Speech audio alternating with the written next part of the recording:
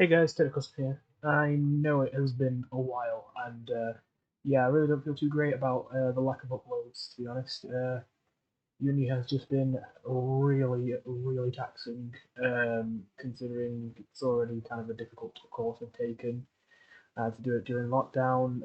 It's basically been a terrible experience for everyone on the course. It's not been going well, and due to problems that I was having before I got this new computer, I didn't even get a break over Christmas. So, quite literally, until this Easter break, which I'm about to have, I have literally not had a single moment where I haven't had to be just full on uni work.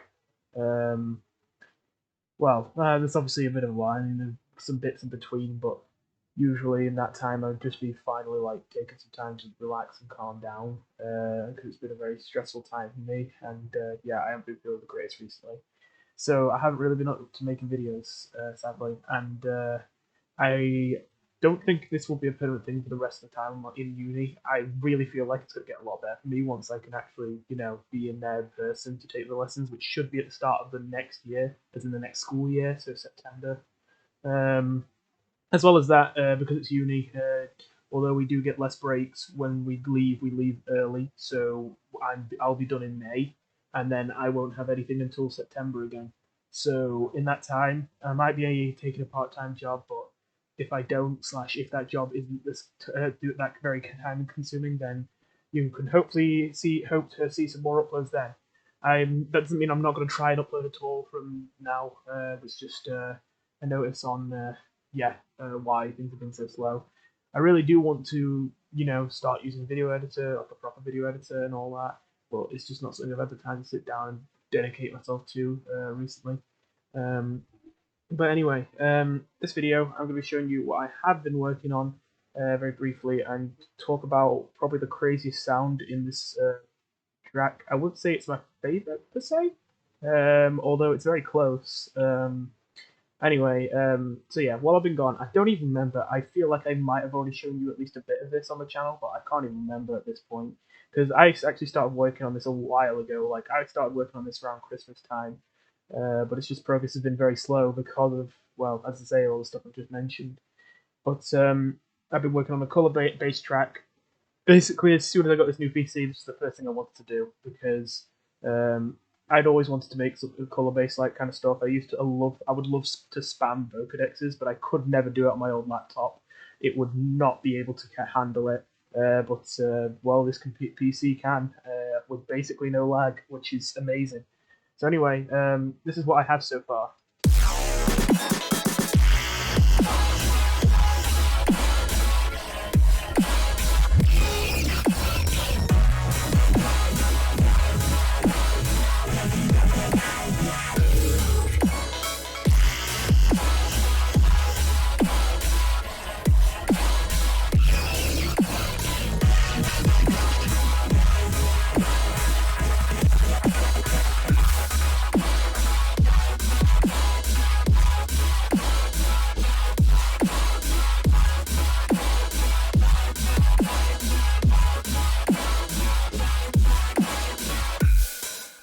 So, that out of the way.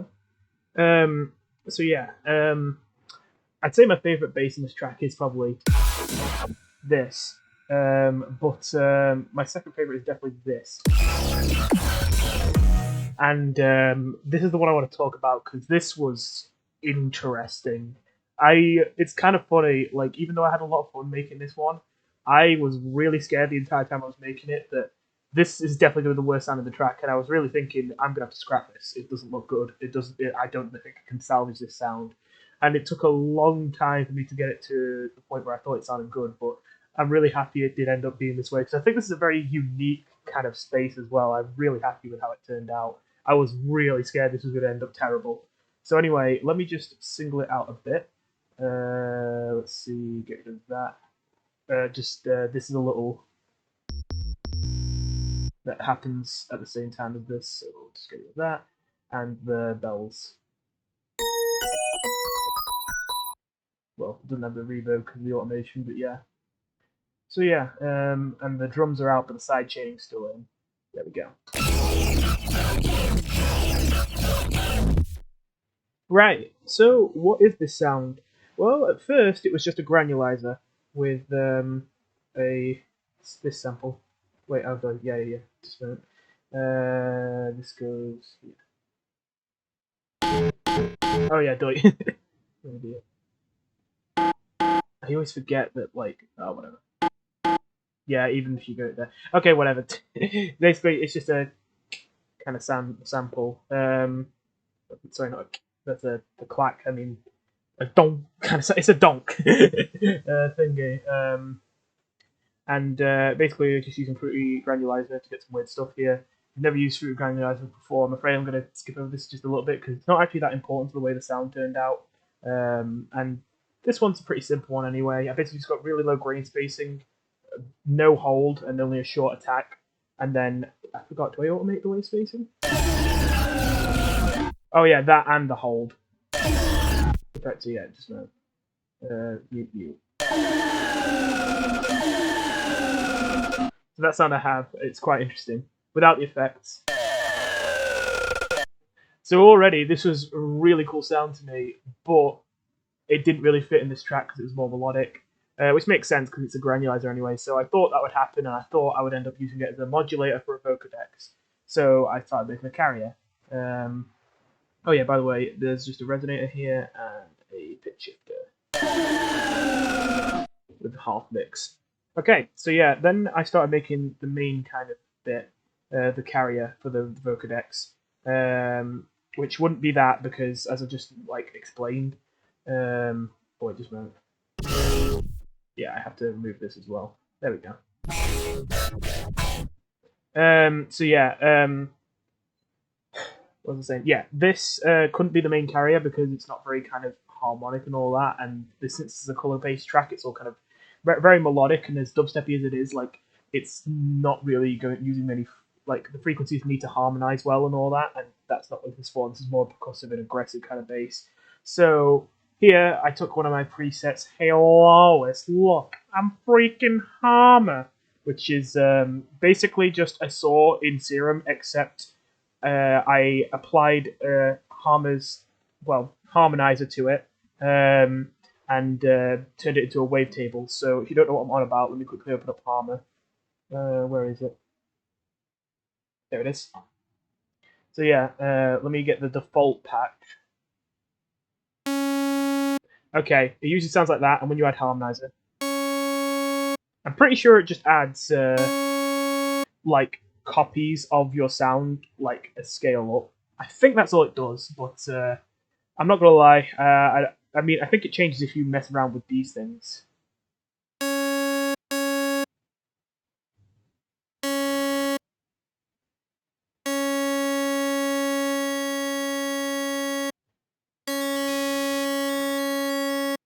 But yeah, point is, if I just load the default patch again, so we got the normal one. Point is, the saw basically just transitions from this to this using that wavetable. So yeah, so that's what I've got here. I ended up removing the sub, so don't worry about the whole direct out thing.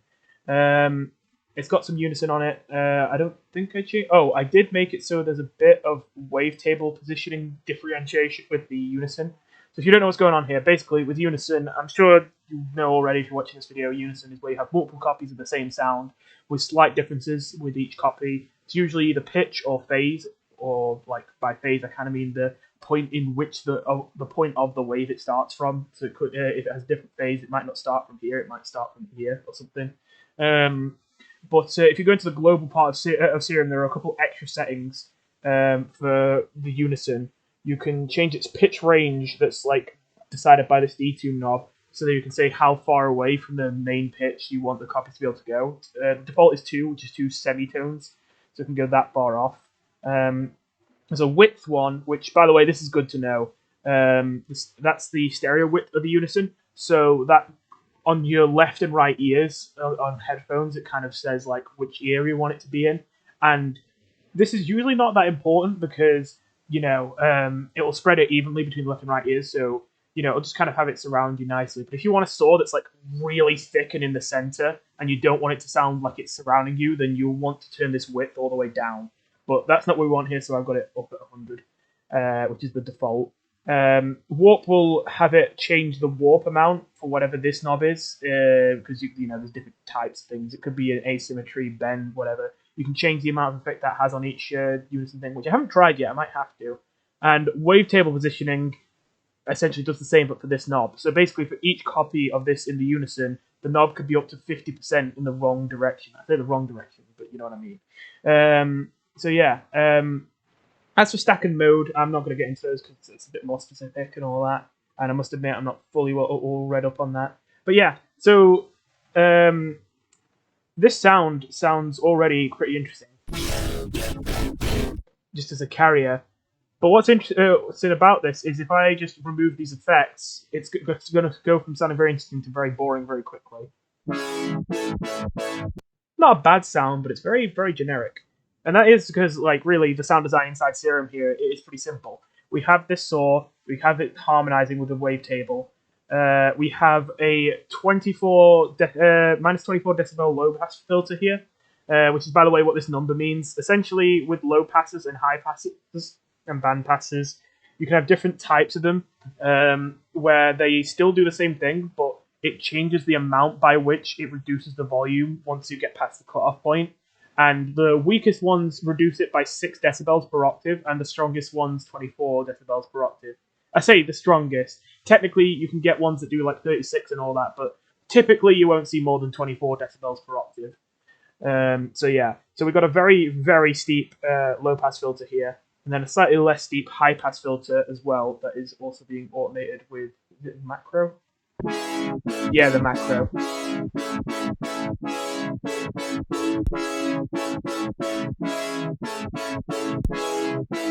Just modulating the cutoff and resonance. And I'd just like to point out this hyperdimension thing is just to add a little bit of subtle extra kind of to it, extra detail. It's not really needed. If I turn it off, you'll basically not hear the difference.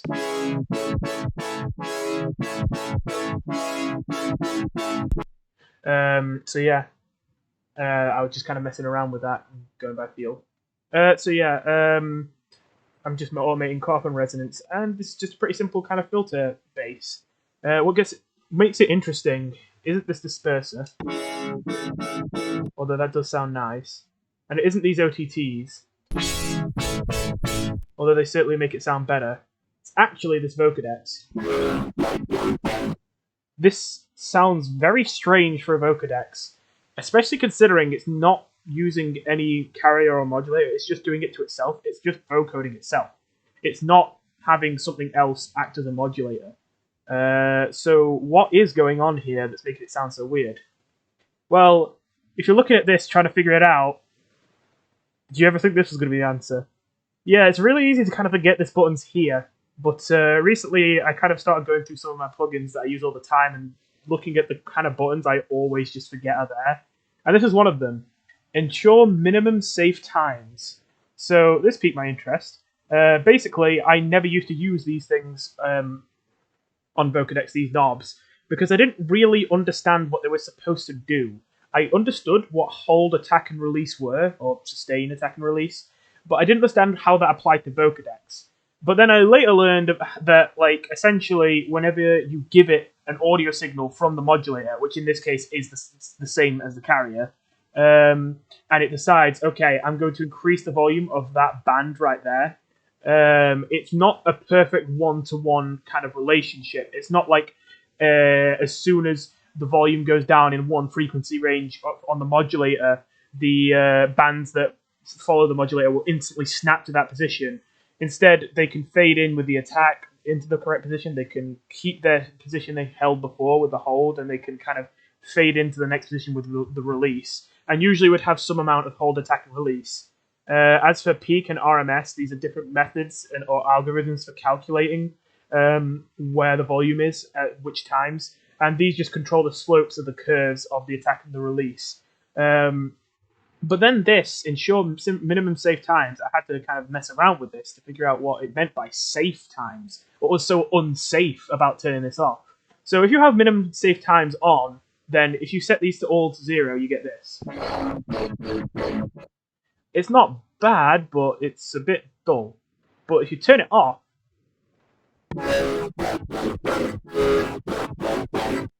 That is a lot more kind of, it's got a bit more bite to it. It's a lot more aggressive. It's got some nice high frequencies. So I'm not going to lie, I do not fully understand what's happening here, but something about having the time by which like these bands move be such a short period with no lower limit with the minimum save times seems to cause these interesting kind of resonance-like things where you get these certain frequency ranges that get really distorted, and you also get a lot sharper sounds. You get some really interesting kind of artifacts from this, and I'm actually really interested in messing around with this more. So yeah, as soon as I found this, I just start doing it in here. I actually think that the modulation of the bandwidth multiplier and modular pitch shift doesn't matter that much here. I just kind of put it in just for fun. The modular bandwidth multiplier essentially makes it so that it makes it so when it's at a higher setting, it's less strict about what volume input from the modulator counts as what frequency ranges. Say if the modulator had just only had sound at 500 hertz, if it was at a lower setting, it might only boost around 500 hertz. Where at higher settings, it would boost more of a round kind of area around 500 hertz, and it would still get some of the frequencies around it. So it starts with a higher setting, and I automate it to go lower. As for the modular pitch shift, if you're wondering what's up with this, like I'm sure if you've messed around with Vocodex, you've noticed, oh, I can make this lower pitched, and then it'll sound lower pitched, and I can make it higher pitched. It'll sound higher pitched. But you might have also kind of thought to yourself, hang on a minute, if this is changing the pitch, then why the hell does this not sound like it's going off pitch now? Because I'm messing with the pitch here. Like it doesn't sound like I'm ruining the key or anything, or making the notes all wrong. And the reason why is this doesn't change the pitch of everything, as you probably guessed. It doesn't like literally transpose the whole sound. What it does is when the modulator signal goes into Vocodex, it transposes that signal. And only that signal. And I don't think it actually changes the pitch of the modulator either. It only changes the pitch once it's already gone through your speakers. So it doesn't change what you hear of the modulator. It changes the pitch of the kind of copy of the modulator that is given to Vocodex as a signal of these are the bands that you boost. I'm just automating that downwards. Because it has this general kind of movement downwards as it continues. And then there's just a disperser here to make it a bit smoother. I really have to stop doing this every kind of time, but there's some things that I just never get tired of explaining, apparently. Disperser here is an all-pass filter, which is something that I originally looked at this and I thought I don't need it, I'm just going to forget I have this, because I thought it was literally just a low shelf, like on parametric equalizer. Like, I thought it was literally just one of these, and I thought, bro, that's useless. But it's not. An all-pass filter is essentially where this, like, y-axis, like how high the line is, doesn't actually represent volume. It represents phase. Like, it represents a delay in time in between the sounds played at certain frequencies. So here, what it's doing is everything below 555 hertz, which is it's that frequency range because that's middle C sharp, and the key of this track is C sharp. Everything below then gets delayed a little bit, not a crazy amount, but just enough to be slightly noticeable. And if you make the mix of this 50%, then you've essentially created a phaser. Only because of the weird sciencey blah blah blah stuff, this is not as aggressive as a normal phaser. It just tends to kind of make sounds a lot kind of smoother and nice and watery. And then, of course, we add back in the aggression, where I'm doing something a bit interesting here that I don't usually do. I've got two OTTs, and following the modulation of the filter, they swap between each other. This is the main OTT we're looking at now that comes up whenever it gets loud. And as you can see, it massively boosts the high and low end, but reduces the mid end a whole lot. The one that turns on when it's at a lower setting does the opposite.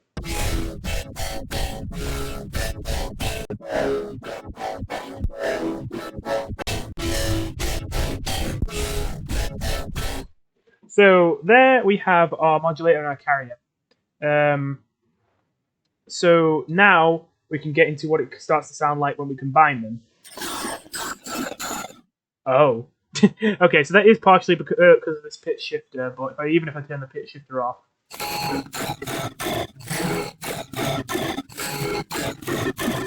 So I tried the minimum time things here again, and I must admit it didn't turn out as great as I'd hoped.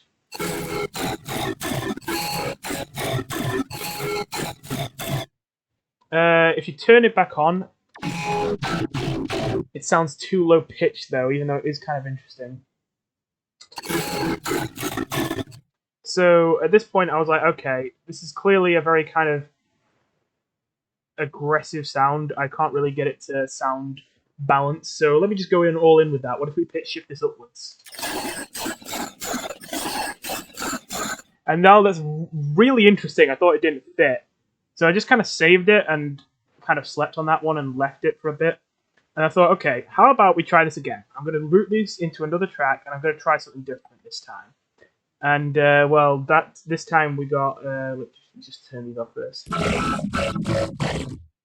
It doesn't sound terrible, but it doesn't sound great either. It's a little bit too focused on the lower pitches. This time we basically just had more hold, attack, and release and all that.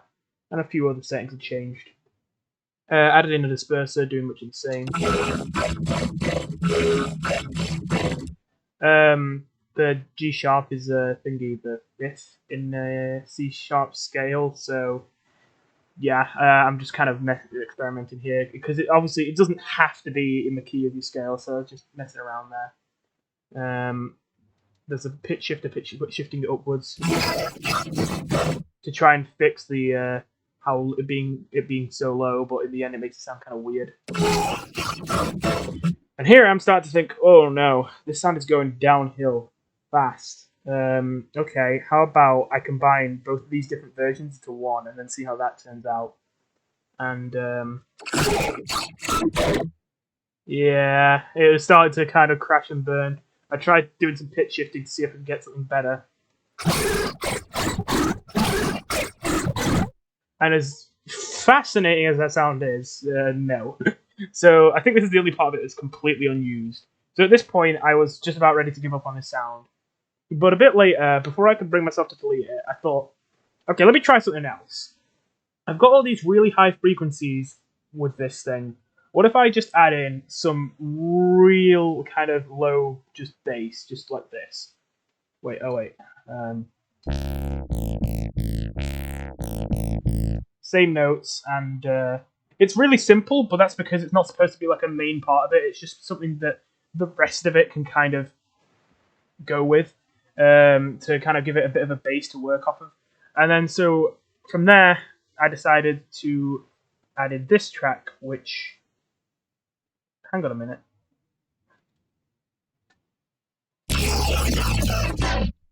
Wait, hang on. Isn't this supposed to... I'm getting lost here. Isn't there something that's supposed to go into this besides the low? Oh, right. Okay. Oh, yeah, I've got the order wrong. Okay, so yeah. So after I added this sound, yeah, so I understand that all these mixer tracks are confusing. This is definitely not how I'd lay it out if I, had this planned from the start. But this is a bit of a mess, as you could tell. So, but that's why I'm making a video on it, because it's pretty interesting because of how much of a mess it is. So yeah, so we have this going into here, and then this going into here. So that is the... Wait, just that is that sound, as well as this sound going into here. And essentially this was just so I could kind of distort them together and then see how, once I distorted them together, whether that was better. Because this had a much more clear pitch and would work as a good bass, and if like bass to build the rest of the sound off of.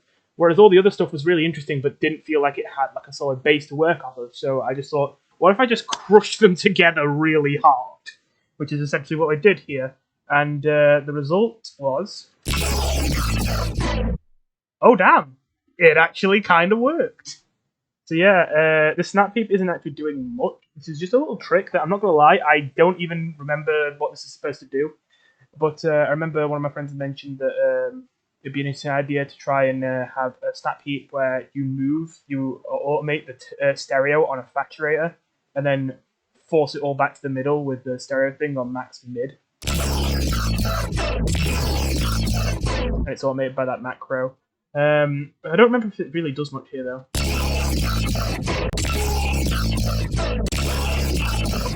Yeah, I can't really hear much of a difference. These are removed because these were just me messing around, but I tried crazy distorting it. And I tried some stereo enhancing. But I didn't like either of those, and what ended up settling on was a triple OTT. It is being automated, I believe. Yeah, here it is. Here's the automation. That is the mix of this patcher.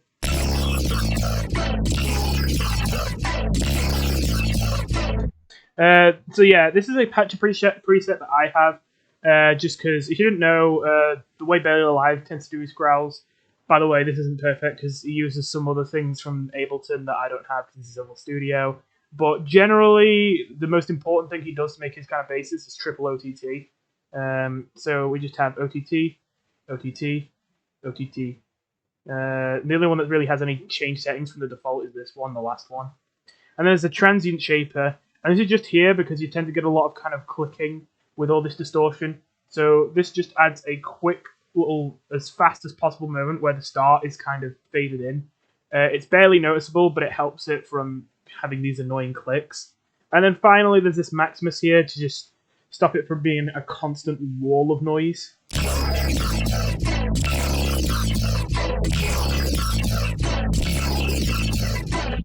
So yeah. There's another OTT after it. And then finally, there's just this little filter here, just because the ending had a bit too much harsh high frequencies, so I just filtered them out.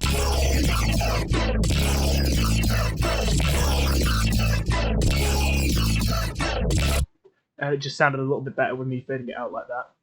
So yeah, from there, the sound almost felt complete, but it still just felt like it would have been nice if it sounded a bit more like tuned.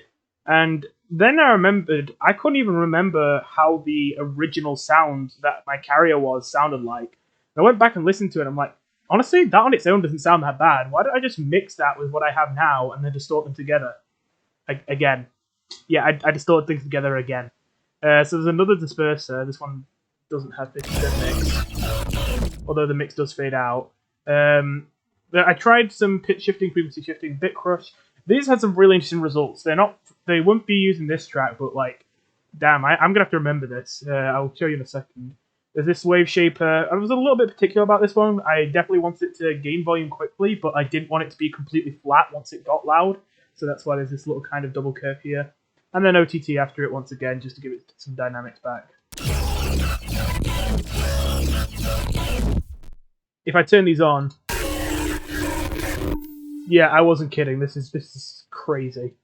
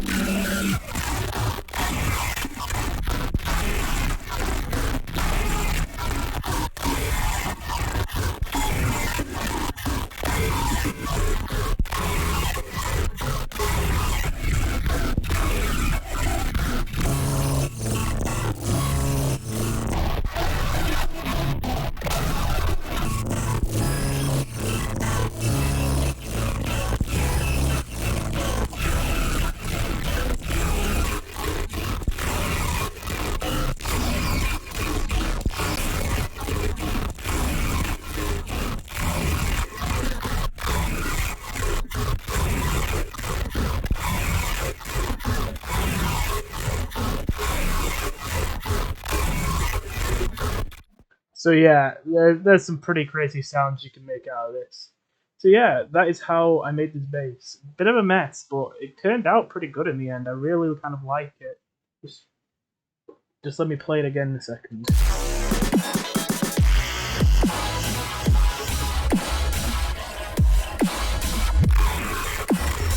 I forgot to turn off the stuff.